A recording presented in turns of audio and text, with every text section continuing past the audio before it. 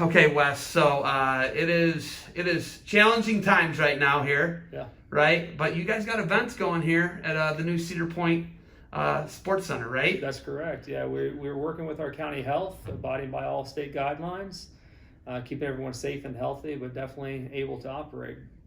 When you look at something like this is such a challenge, right? Operating in the middle of a pandemic. What have you guys had to do to keep these events from not being canceled and having kids here in the building competing? Sure, it's a tremendous amount of work. So instead of going through your standard operations plans, just to host an event, we're going through multiple revisions of operations plans, making sure that we have proper flow of traffic, that we have proper signage, that we have proper spacing. You know, the biggest limitation that we have as an indoor venue is we're limited to a capacity of spectators, so 300 spectators within the entire venue per event.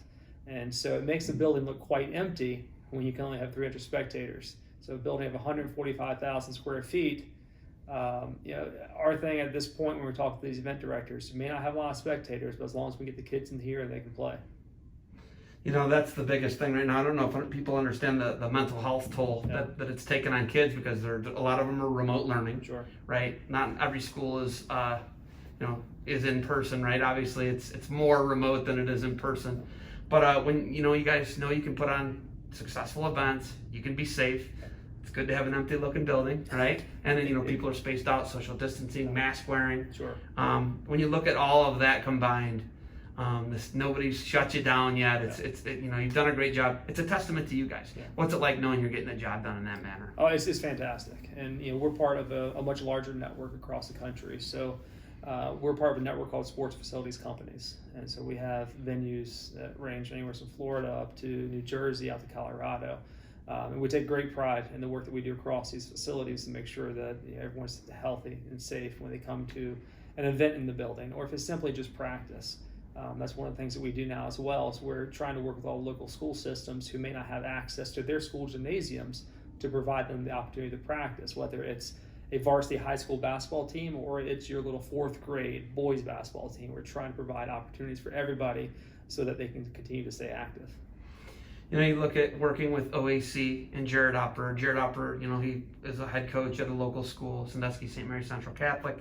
You got Perkins, you got Sandusky High. They're all right here, right? And then you got Huron down the road and the Sandusky Bay Conference schools. But you got a great base of schools to pull from, and having events here for high schools. Jared said he had a duel pre-COVID in that gym, that gym where they're doing awards. Yeah. You guys are really into helping out and partnering with the neighboring high schools. Why is that such an important thing to you? Because we're a community venue. That's part of when we were built. We didn't want to be that venue that only hosted travel tournaments, so that the only people who could access the venue were going to be people who are traveling from outside the state or outside the region. So part of what we try to do is partner as much as we can with the local community, because we want to help serve our community. And whether it was pre-COVID hosting that duel with his high school and a couple others, or if it's current COVID situations and just work with local school systems to accommodate as much as we can, we're trying to help out, because it's a trying time for a lot of people. Other situations that you guys have here, there's an outdoor facility next door with Sports Force.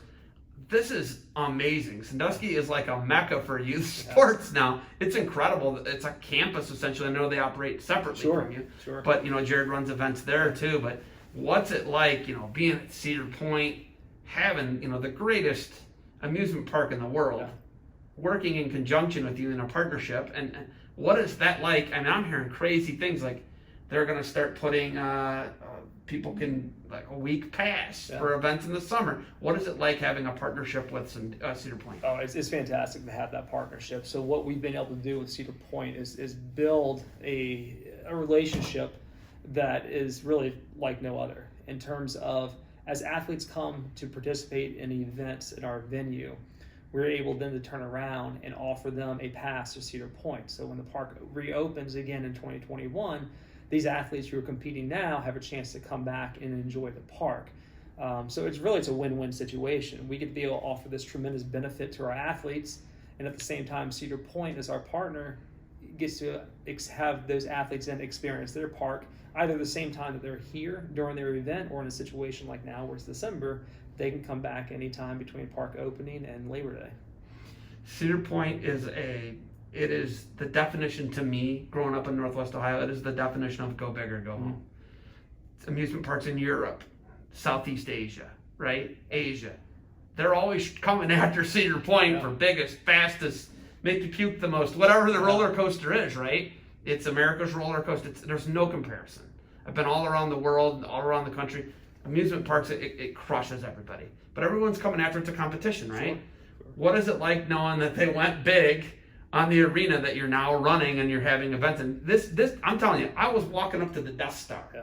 I was like, it is intimidating. This building it's awe-inspiring. Yeah, no, it's fantastic, and I'm glad they took it to the heights that they did, because as they compete across the country and the world with regards to amusement parks, they also recognize that when they built this, well, we're still competing with other venues like us across the country as well, competing for events.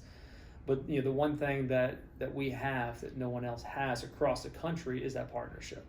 Is the campus that Cedar Point has built. It's the destination that Sandusky has become. So not only are you looking at coming here to play, going to Cedar Point to have a good time at amusement park, but we're also still in Lake Erie. So there's all these opportunities to come here and spend time. So it's become this destination that I don't think anyone really anticipated, but it continues to grow, and we give a lot of credit to Cedar Point. It's such an unlikely place too, because you look at Disneyland, you look at Disney World, right? And that's a different thing, but they still have the rides, and there's an amusement park end to it, and the Six Flags franchise, Chicago, right? And you got, they had the SeaWorld franchise. They had all these places that were amusement park-ish.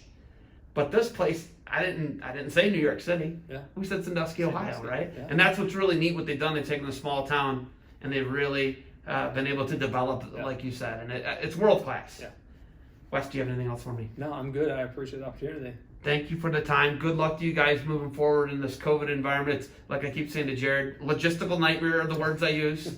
Fluid situation. Yes, sir. Right? And then financial nightmare is another thing I say. Yeah. When you have a big, gigantic, cavernous building like this, there's got to be events to keep the doors open. Exactly. So, Wes, thank you for the time. Good luck moving forward. Thank you.